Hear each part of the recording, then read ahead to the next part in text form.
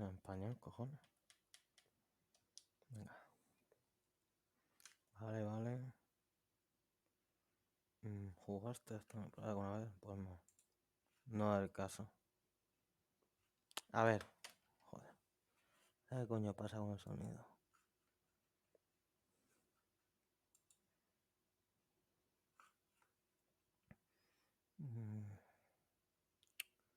Joder. Ah, vale. Vale. Pisado. Que no, hijo mío.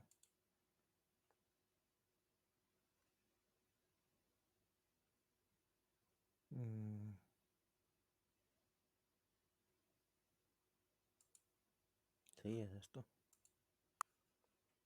Vale, perfecto. Ahora. Ah, todo perfecto. Vale. Vale, así está bien. Ahora tú, vale. Coño, ¿qué coño de hora es? Ahora me cago en la puta.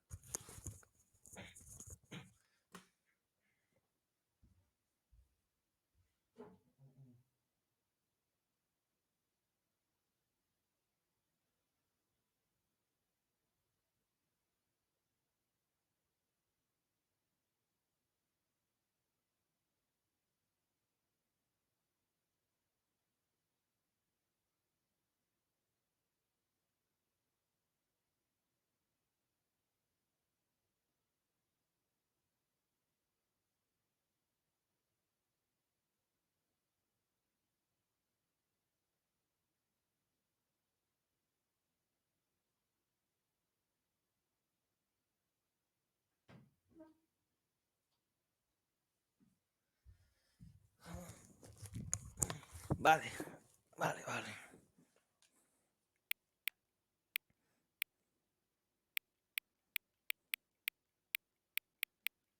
No. Vale. Ahí. Venga. Vale, puedo acceder a la configuración. Vale, que sí, me suda la polla. A ver. ¿Y ese ruido? Ah, vale, el ruido de oficina. Vamos a iniciar la partida. A ver. Joder.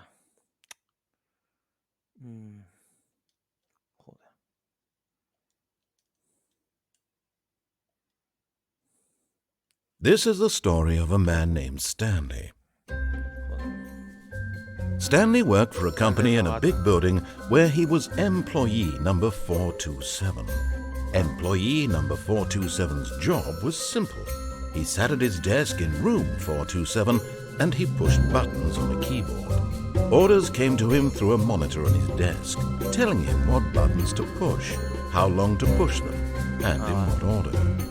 This is what employee 427 did every day of every month of every year. And although others might have considered it soul-rending, Stanley relished every moment that the orders came in, as though he had been made exactly for this job. And Stanley was happy. And then one day, something very peculiar happened. Something that would forever change Stanley.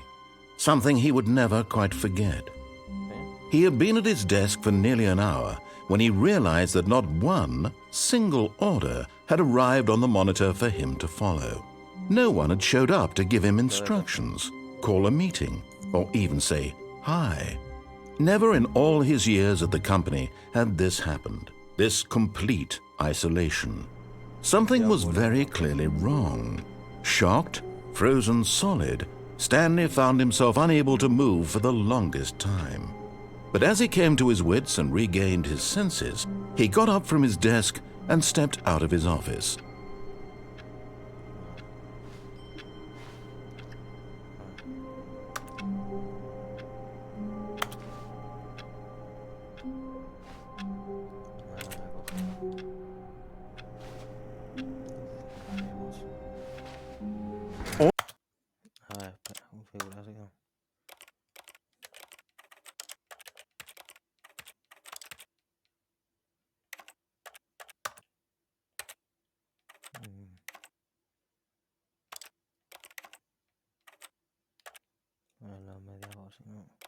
All of his co-workers were gone.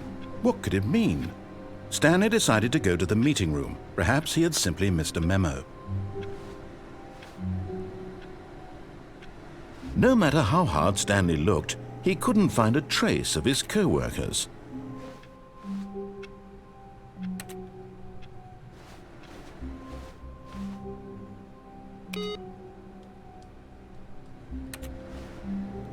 No hay nadie aquí, madre mía, se han ido sin mí. Claro, estás todos los días haciendo tonto ahí en la puta mierda esta de cubículo pequeño y normal. No te enteras cuando la gente se va. Se han ido todos del trabajo y tú ahí como un gilipollas. Quedado, me cago con la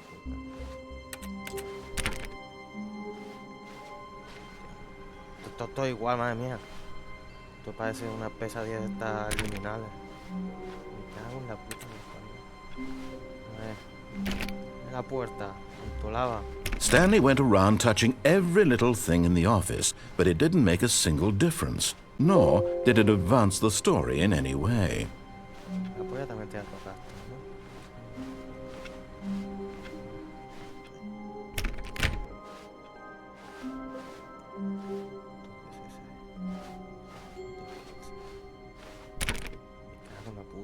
When Stanley came to a set of 2 open doors, he entered the door on his left. This was not the correct way to the meeting room, and Stanley knew it perfectly well.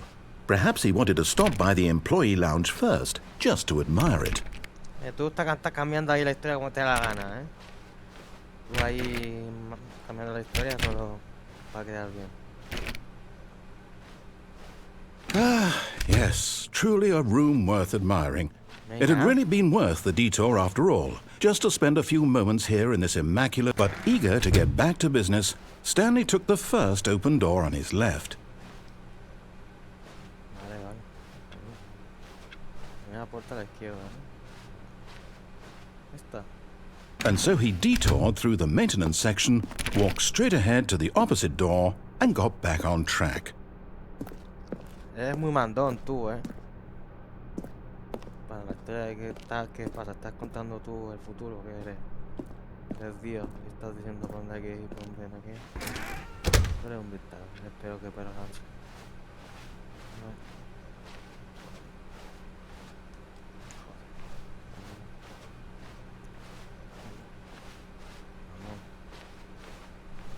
Yet there was not a single person here either.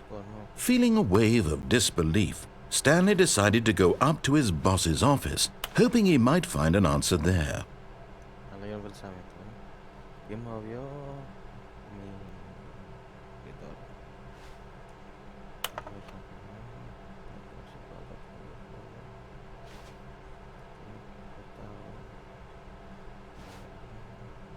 Típicas cosas de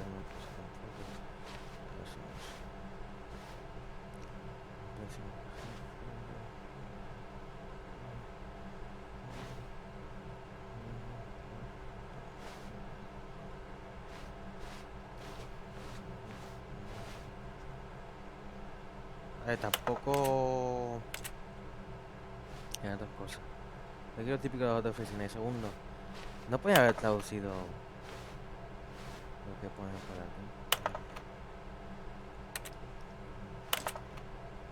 Salsa en venta, supongo. Apreciación de... ¿En serio, tío?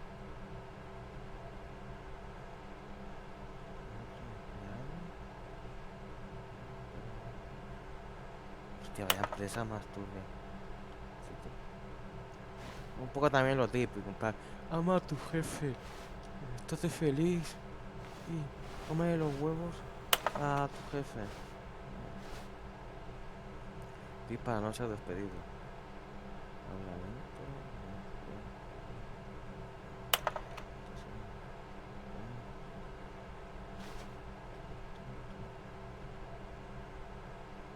Esto un poco también, un poco lo típico.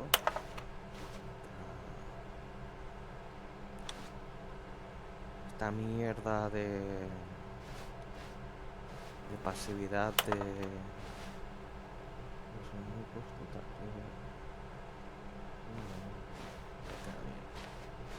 Claro que sí.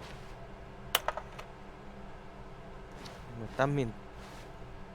Estás haciendo un mareo aquí. Me cago en la puta. Me gusta esta empresa, La típica hipocresía. Stanley stepped into the broom closet, but there was nothing here, so he turned around and got back on track. Cállate.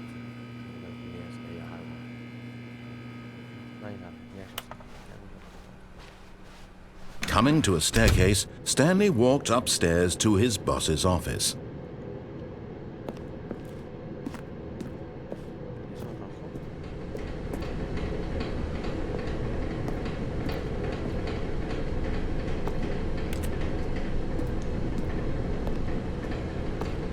But Stanley just couldn't do it. He considered the possibility of facing his boss, admitting he had left his post during work hours. He might be fired for that. And in such a competitive economy, why had he taken that risk? All because he believed everyone had vanished? His boss would think he was crazy. And then something occurred to Stanley. Maybe, he thought to himself, maybe I am crazy. All of my co-workers blinking mysteriously out of existence in a single moment for no reason at all? None of it made any logical sense. And as Stanley pondered this, he began to make other strange observations. For example, why couldn't he see his feet when he looked down? Es verdad. Why did doors close automatically behind him wherever he went? Sí, ya me he dado cuenta. And for that matter, these rooms were starting to look pretty familiar. Were they Sí. simply repeating? No, Stanley said to himself, this is all too strange. This can't be real. And at last, he came to the conclusion that had been on the tip of his tongue. He just hadn't found the words for it. I'm dreaming, he yelled. This is all a dream. Oh, what a relief Stanley felt to have finally found an answer, an explanation. His co-workers weren't actually gone. He wasn't going to lose his job. He wasn't crazy after all. And he thought to himself, I suppose I'll wake up soon. I'll have to go back to my boring real-life job pushing buttons. I may as well enjoy this while I'm still lucid. So he imagined himself flying and began to gently float above the ground. Then he imagined himself soaring through space on a magical starfield, and it too appeared. It was so much fun, and Stanley marveled that he had still not woken up. How was he remaining so lucid? And then perhaps the strangest question of them all entered Stanley's head. One he was amazed he hadn't asked himself sooner. Why is there a voice in my head dictating everything that I'm doing and thinking? Now the voice was describing itself being considered by Stanley, who found it particularly strange. I'm dreaming about a voice describing me, thinking about how it's describing my thoughts, he thought. And while he thought it all very odd and wondered if this voice spoke to all people in their dreams, the truth was that, of course, this was not a dream. How could it be? Was Stanley simply deceiving himself, believing that if he's asleep, he doesn't have to take responsibility for himself? Stanley is as awake right now as he's ever been in his life. Now, hearing the voice speak these words was quite a shock to Stanley. After all, he knew for certain, beyond a doubt, that this was in fact a dream. Did the voice not see him float and make the magical stars just a moment ago? How else would the voice explain all that? This voice was a part of himself too. Surely, if he could just... He would prove it. He would prove that he was in control, that this was a dream. So he closed his eyes gently, and he invited himself to wake up. He felt the cool weight of the blanket on his skin, the press of the mattress on his back, the fresh air of a world outside this one. Let me wake up, he thought to himself. I'm through with this dream. I wish it to be over. Let me go back to my job. Let me continue pushing the buttons. Please, it's all I want. I want my apartment and my wife and my job. All I want is my life exactly the way it's always been. My life is normal. I am normal. Everything will be fine. I am okay. No sé yo si estás tan bien. Pero estás colgado. Pues no, la misma mierda, me has mentido, cabrón. Stanley began screaming. Please, someone, wake me up. My name is Stanley. I have a boss. I have an office. I am real. Please, just someone tell me I am real. I must be real. I must be. Can anyone hear my voice? Who am I? Who am I? And everything went black. Joder, qué mal ese, ¿no? Tiene este tío. This is the story of a woman named Mariella. Vaya. Mariella woke up on a day like any other. She arose, got dressed, gathered her belongings, and walked to her place of work. But on this particular day, her walk was interrupted by the body of a man who had stumbled through town talking and screaming to himself, and then collapsed dead on the sidewalk. And although she would soon turn to go call for an ambulance, for just a few brief moments she considered the strange man. He was obviously crazy, this much she knew. Everyone knows what crazy people look like. And in that moment, she thought to herself how lucky she was to be normal. I am sane. I am in control of my mind. I know what is real and what isn't. It was comforting to think this, and in a certain way, seeing this man made her feel better. But then she remembered the meeting she had scheduled for that day, the very important people whose impressions of her would affect her career, and by extension, the rest of her life. She had no time for this, so it was only a moment that she stood there, staring down at the body. And then she turned and ran. Joder.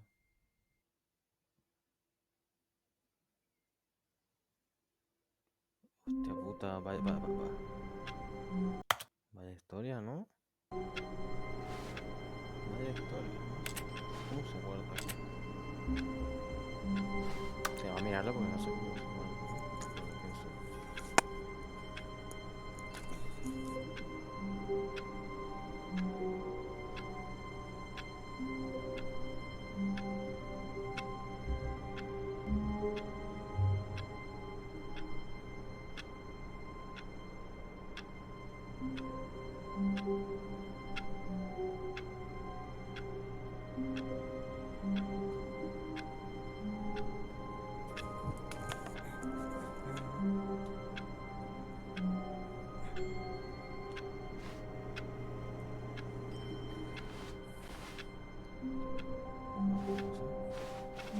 All of his co-workers were gone.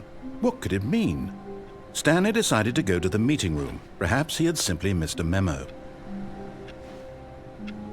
No matter how hard Stanley looked, he couldn't find a trace of his co-workers. Vale.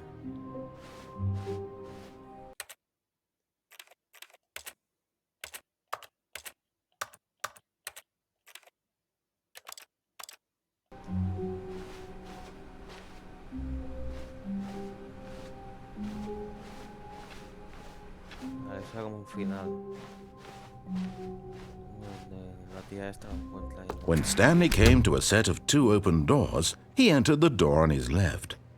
Vamos a hacerle caso ahora.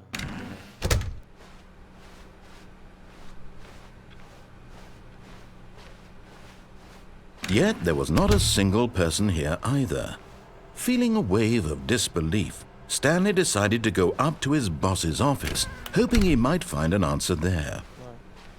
Coming to a staircase, Stanley walked upstairs to his boss's office. Por aquí debe estar. A ver, señora. Bueno, madre mía. Hijo mío, no estás trabajando en tu empresa nadie, ¿eh? Va a tener Stepping into his pérdida. manager's office, Stanley was once again stunned to discover not an indication of any human life.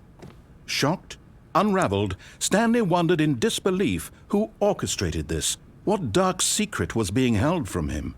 What he could not have known was that the keypad behind the boss's desk guarded the terrible truth that his boss had been keeping from him. And so the boss had assigned it an extra secret PIN number, 2845. Me estás diciendo, cabrón. But of course, Stanley couldn't possibly have known this. Me acabas de decir, cabrón. No, no solo el código.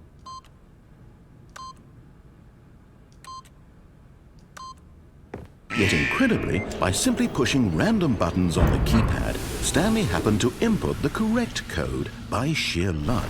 Amazing. He stepped into the newly opened passageway.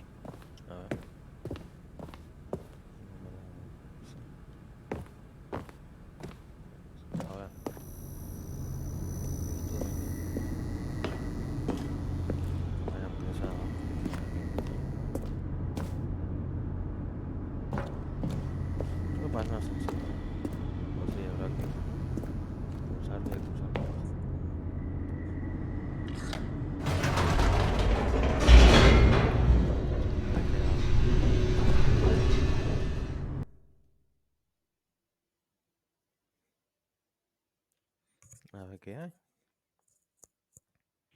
Descending deeper into the building, Stanley realized he felt a bit peculiar. It was a stirring of emotion in his chest, as though he felt more free to think for himself, to question the nature of his job.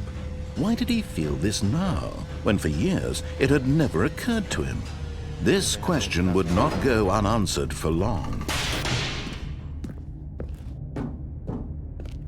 Stanley walked straight ahead through the large door that read Mind Control Facility.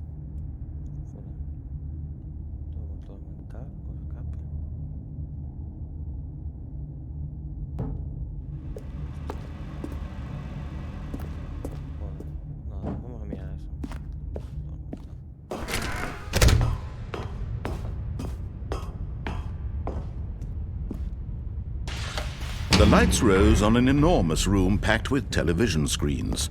What horrible secret did this place hold? Stanley thought to himself. Did he have the strength to find out? Hostia.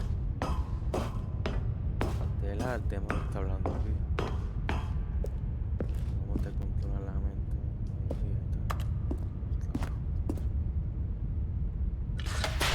Now the monitors jumped to life, their true nature revealed. Each bore the number of an employee in the building, Stanley's co-workers. The lives of so many individuals reduced to images on a screen, and Stanley, one of them, eternally monitored in this place where freedom meant nothing.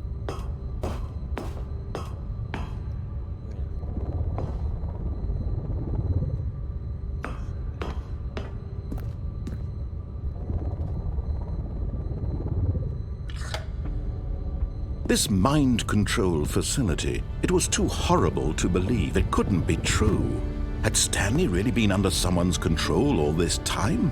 Was this the only reason he was happy with his boring job? That his emotions had been manipulated to accept it blindly?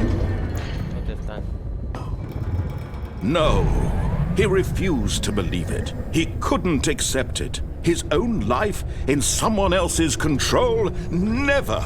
It was unthinkable, wasn't it? Was it even possible? Had he truly spent his entire life utterly blind to the world? But here was the proof, the heart of the operation. Controls labeled with emotions, happy or sad or content. Walking, eating, working, all of it monitored and commanded from this very place. And as the cold reality of his past began to sink in, Stanley decided that this machinery would never again exert its terrible power over another human life. For he would dismantle the controls once and for all.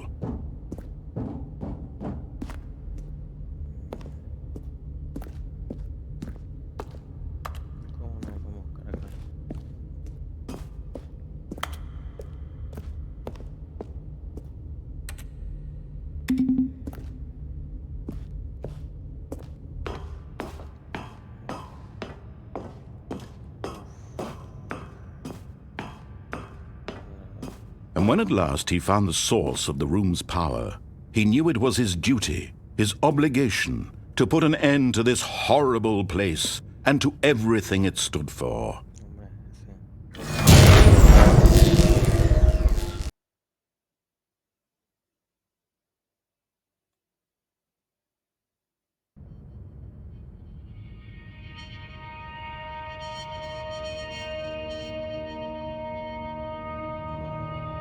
Blackness, and a rising chill of uncertainty. Was it over?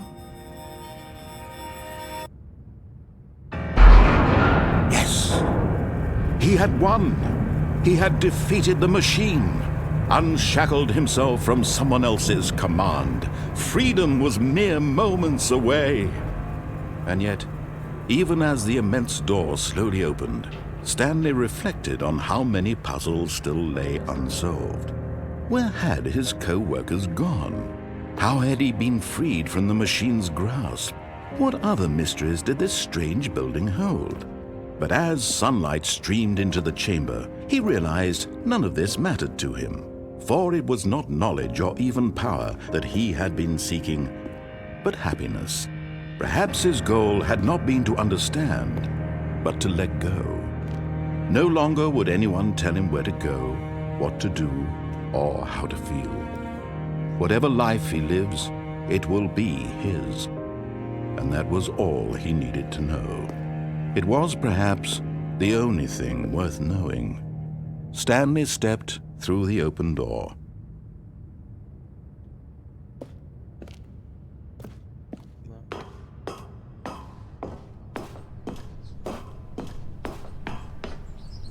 Stanley felt the cool breeze upon his skin, the feeling of liberation, the immense possibility of the new path before him. This was exactly the way, right now, that things were meant to happen. And Stanley was happy.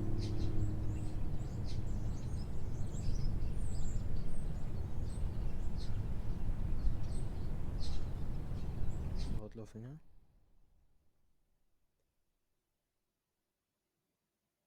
El final nunca acaba.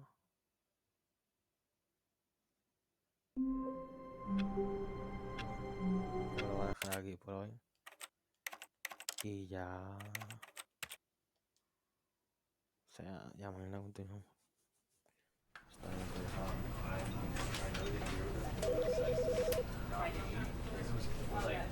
Quiero mirar si continúa donde lo dejemos.